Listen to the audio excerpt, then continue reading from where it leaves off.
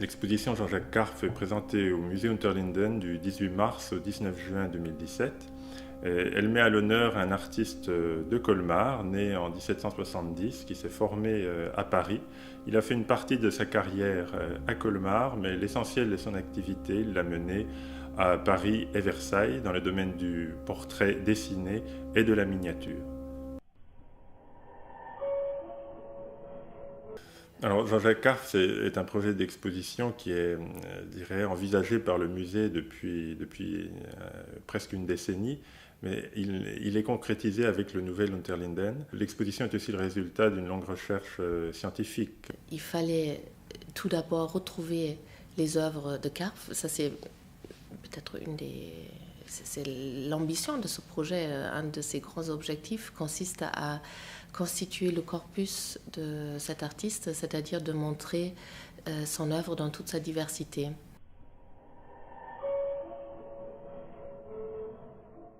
C'est souvent une conjonction de facteurs qui amènent à organiser une exposition, le fait que la recherche est avancée sur un sujet, le fait qu'aussi qu'une ville ait envie de se pencher sur un créateur qui est né dans ses murs et qui a eu une carrière en dehors de l'Alsace pour l'essentiel.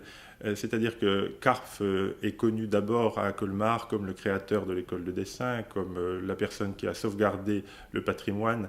Et cette identité occulte un peu l'activité qu'il a pu avoir à Paris, à Versailles, dans le domaine du portrait. Donc voilà, une image large et complète de la carrière de Karff, aussi bien en Alsace qu'à Paris. Oui, l'exposition Karff est également l'occasion de montrer la miniature peinte, qui est un art finalement peu connu du grand public et peu montré, il faut le reconnaître, par les musées, alors que la miniature est présente dans toutes les grandes collections de beaux-arts et d'art décoratif en Europe et même en Amérique.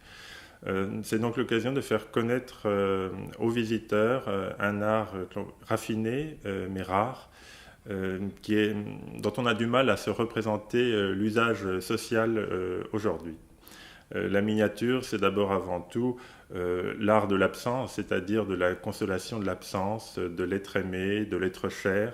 La miniature est un objet précieux qui est un portrait de la personne absente que l'on conserve chez soi, dans son salon, que l'on peut conserver donc aux vues de tous, ou bien que l'on peut garder dans l'espace intime. Ce lien émotionnel, on le voit aussi dans d'autres matières qui sont incluses dans une miniature. Donc il n'y a souvent pas seulement le portrait qui est peint, mais il y a aussi une matière de la personne qui est inclue dans le médaillon. Nous le voyons encore sur cette miniature-là. C'est une miniature de Richard Cosway, un artiste qui travaillait à Londres autour de 1800. Et là, vous voyez au revers qu'il y a des cheveux qui font une espèce d'ornement au revers. C'est les cheveux du monsieur qui est représenté de face. Donc la technique de la miniature est un art difficile qui nécessite un apprentissage long. Karff l'a commencé à Colmar, probablement auprès de la famille Orr, qui était une famille de miniaturistes installés à Colmar dès la fin de l'Ancien Régime. Et l'on suppose qu'il s'est perfectionné à Paris dans l'atelier d'un célèbre portraitiste en miniature, Augustin. La miniature est un art difficile tout d'abord parce qu'il faut travailler à l'échelle de l'infiniment petit.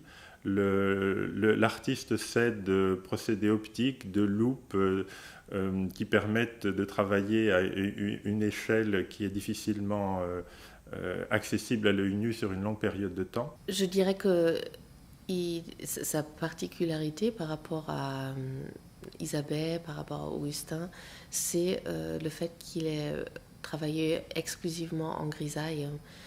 Il n'a pas utilisé de la couleur, mais il a su rendre une richesse de nuances en se limitant à l'utilisation de l'encre de Chine qu'il dilue plus ou moins. Il peut rendre des nuances d'une incarnation de la peau Ce qu'il fait de façon assez virtuose, il intègre en fait son fond de l'ivoire.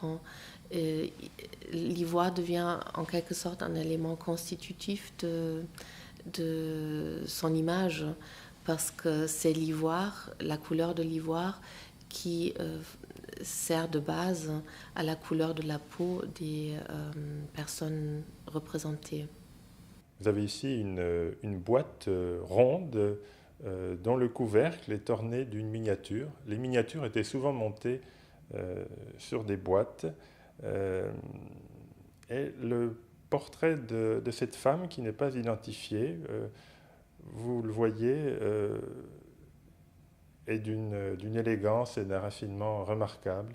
Et tout le génie de l'artiste est d'inscrire finalement son sujet dans le format circulaire. Et vous le voyez ici par le traitement de la parure, de la main également, qui est toujours rendu, qui est toujours un passage difficile à rendre dans le domaine du portrait, mais également du voile qui flotte, une parfaite adéquation du sujet à son support. Karpf est un artiste qui est très sensible au code artistique de son temps, et c'est vraiment ce dialogue constant qu'il entretient avec les autres artistes de son époque qu'on voulait mettre en évidence en présentant quelques-uns de ses illustres contemporains, des élèves de l'atelier de David, comme Giroudet, comme Isabelle, comme Augustin Gros, mais également d'autres artistes portraitistes qui ont joué un rôle majeur à cette époque-là, comme Prudhon, mais également Boilly, qui était le maître du petit portrait, et très en vogue à l'époque. Et nous avons donc pu avoir des prêts d'institutions publiques comme le Louvre, comme d'autres musées en France, en Allemagne, et d'un grand nombre de collections particulières qui nous permettent de situer Karpf dans ce contexte artistique. Moi, je suis Emma Delgado, donc je suis régisseur des œuvres au Musée Unterlinden. Et du coup, mon travail consiste en deux pans, on va dire. Donc, le pan vraiment plus mouvement d'œuvre. Donc, le pan qui va recouvrir le montage d'exposition, c'est-à-dire le fait d'organiser, coordonner les personnes autour d'un projet et faire en sorte que le projet ait lieu et que je concrétise ce qu'ont dans la tête en fait les commissaires d'exposition, en faisant en sorte que les œuvres qu'ils ont repérées de par le monde puissent venir dans l'exposition. Et ensuite, le deuxième pan de mon travail, ça va être ce qu'on appelle la conservation préventive. Donc ça va être de veiller à ce que les œuvres perdurent dans le temps et qu'il ne leur arrive aucune dégradation, ou en tout cas d'anticiper tout ce qui pourrait les dégrader.